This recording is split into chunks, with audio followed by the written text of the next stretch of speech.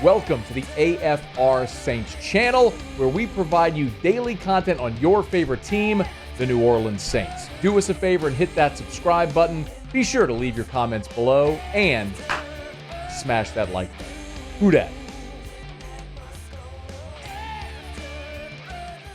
Down in New Orleans, Saints gearing up for the draft a week from Thursday. And one of the things we know for sure is they are far, far, far from finished adding players to this roster for camp. You know, you're going to go to camp with 90 players on the roster, and they got a lot of building still to do in a lot of different places. Maybe tops, or one of the tops among them, is at cornerback. And they took a couple of steps toward that this weekend.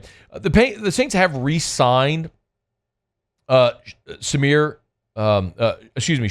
Jean-Charles, who was with the Saints on the practice squad last year, and they've now re-signed him for training camp now. They'll and the Saints do, by the way, today, Monday, kick off the offseason workout program. Just a quick thumbnail on Shemar Jean-Charles. He was a fifth-round pick of the Green Bay Packers back in 2021. He spent the 2022 season on the Broncos practice squad, and then spent this past year on the Saints practice squad. And the Saints today, Monday, have announced they've re-signed Jean-Charles to the team. A big part of this is the fact that you need bodies. Obviously, you need bodies. Last year, New Orleans, they kept four cornerbacks. Well, last year they kept four cornerbacks on their 53. It was Lattimore, Adebo, Taylor, and Isaac Yiadom. Well, Yiadom's now with the 49ers, as we all well know. They went into training camp with 9. So they went into training camp with 9 corners. As of today, before they announced the re-signing of Jean-Charles, you had Lattimore, Adebo, Taylor, and Faion Hicks. That was it.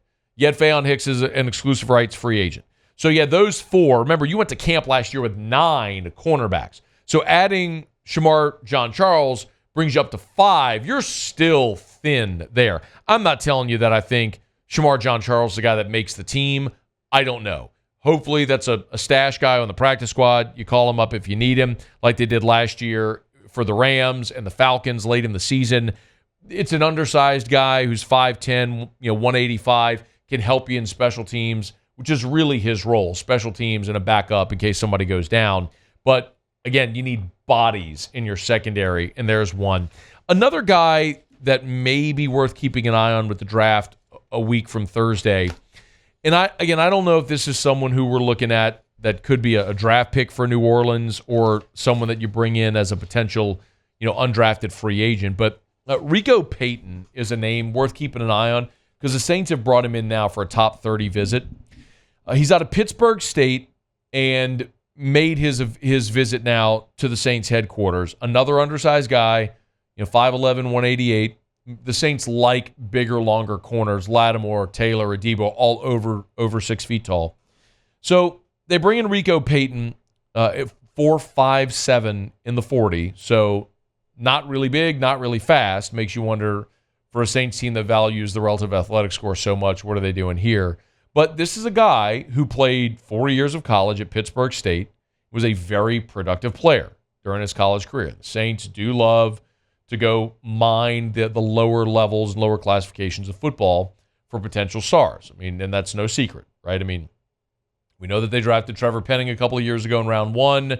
You can look at guys, although Peyton Turner's at Houston, lesser-known guys it's worth mentioning that they'll go look for. And you got a long history of that, from Evans and Bushrod and a lot of their draft targets. Adam Troutman was a third-round pick, as we all know.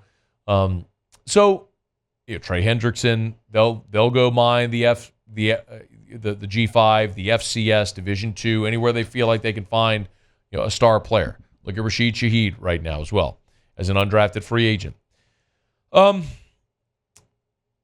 But the thing about bringing in Rico Payton on a top 30 visit, and just as a quick reminder, your top 30 visits not necessarily mean that these are your top 30 players on your board. It's just each NFL team can bring 30 players to their facility for workouts, to meet their staff, medicals, all that sort of stuff. You can do that with 30 prospects. And maybe it's guys that you didn't see at the Combine or the Senior Bowl. They didn't have a pro day. You just want to get a closer look. That's what these are for. And what it might bear fruit as is if, let's say, hypothetically, a guy like Rico Payton goes undrafted. Well, when you call and you're the first to call him as an undrafted free agent, and he remembers, okay, you had him in your building for a top 30 visit, maybe he picks you. Remember, as an undrafted free agent, all the leverage goes to the player. They choose who they sign with at that point. So maybe that's one of the things. If you have him in for a top 30 visit, maybe there's a little bit more of a rapport and a relationship there. So just another guy worth keeping an eye on, as the Saints are definitely have to build numbers in that secondary. Hey, thanks so much for watching. Please leave your comments. I love to interact, and be sure to hit the red subscribe button below.